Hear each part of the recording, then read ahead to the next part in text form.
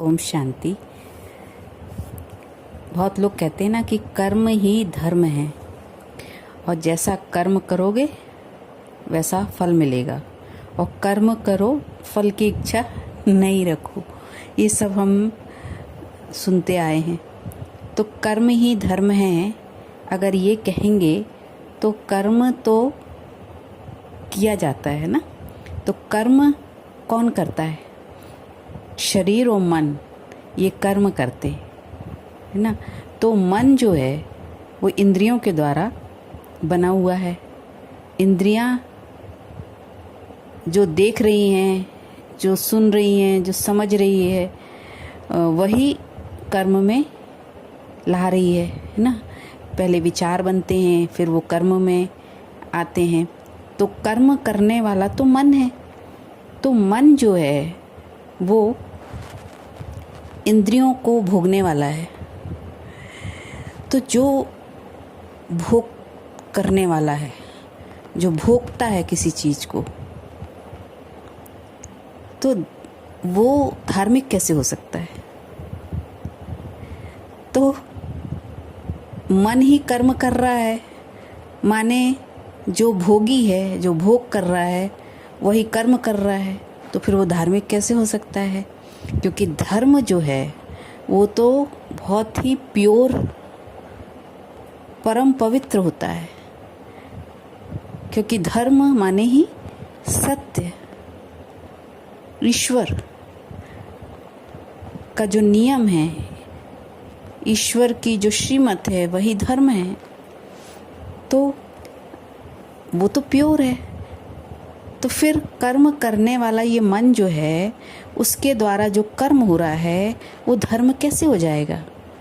तो धर्म वो है, धर्म की परिभाषा ये है, जैसे आत्मा है, उसका स्वधर्म क्या है? आत्मा मन की मालिक है, लेकिन मन के सारे क्रियाकलापों को साक्षी होकर देखती है। तो आत्मा का स्वधर्म है प्रेम, सुख, शांति, आनंद, शक्ति, पवित्रता, ज्ञान। ये जो 7 गुण हैं, सतो प्रधान है आत्मा, संपूर्ण पावन। तो वो धर्म है। जब प्रेम, निष्काम प्रेम भाव होता है, जब शांति होती है, जब सुख होता है, जब ज्ञान होता है, जब पवित्रता होती है, जब शक्ति होती है और आनंद में होते हैं, और तब जो अपने आप ही हो रहा होता है वो होता है कर्म। तब कहेंगे कि हाँ वो धर्म है ना। तो मन यदि कर रहा है कर्म, मन ही तो करता है ना। मन और शरीर के द्वारा ही तो मनुष्य कर्म करता है, मन के वश में ही है मनुष्य। तो फिर वो धर्म कैसे हो गया? तो धर्म को समझने के लिए ही आत्मा को समझना जरूरी है, और मैं मन नहीं हूँ, मैं आत्मा हूँ, ये समझना जरूरी है। और आत्मा स्वरूप में जब हम टिकते हैं, फिर जो ये मन के द्वारा हम कर्म कराते हैं, तो उसमें जो आत्मा के गुण हैं उनकी खुशबू आती है। तब वो अपने आप ही वो कर्म का जो रूप होता है वो धर्म की तरह दिखाई देता है। खाना खाना या अपने जीविका के लिए कुछ कर्म करना, मेहनत करना, जो भी है ना, सुख साधन सुविधाएं जुटाने के लिए जो कर्म करते हैं वो धर्म नहीं है। तो वो तो सभी करते हैं।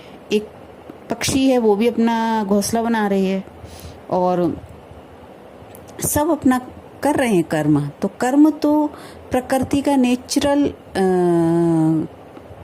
मतलब उसका कर्म ही है, वो तो करेगी ही। ज़रूरत है, जैसे कहते हैं ना, आवश्यकता है तो उस चीज़ की फिर निर्माण भी किया जाएगा उसका। तो वो तो कर्म है, पर वो धर्म नहीं है। इसलिए जैसे कहते हैं ना कि कर्म करो फल की इच्छा नहीं रखो, तो इसका मतलब क्या है? मनुष्य तो कहता है कि कर्म करेंगे तो फल तो चाहिए ही हमें। होता है ना, जब हम तैयार होते हैं सजे धजे तो कर्म किया, ठीक है ना, इतना मेकअप किया, फिर अच्छे अच्छे कपड़े पहने, और फिर हमने सोचा कि अब हमारी कोई तारीफ़ करे। हमने एक पिक्चर पोस्ट करी, कर्म किया तो कोई हमारी उसमें तारीफ़ करे, तो हम तो कर्म करके फल की इच्छा रख रहे हैं ना। तो फिर कहाँ से ये बात सही हो रही है साबित कि कर्म करो फल की इच्छा नहीं रखो? मतलब आपके वश में सिर्फ कर्म करना है। मन और इंद्रियों के द्वारा, शरीर के द्वारा आप कर्म करते हो, लेकिन उसका अच्छा बुरा जो भी रिजल्ट आएगा उसको छोड़ दो, क्योंकि अच्छा आएगा तो अहंकार बढ़ेगा और बुरा आएगा तो दुख बढ़ेगा।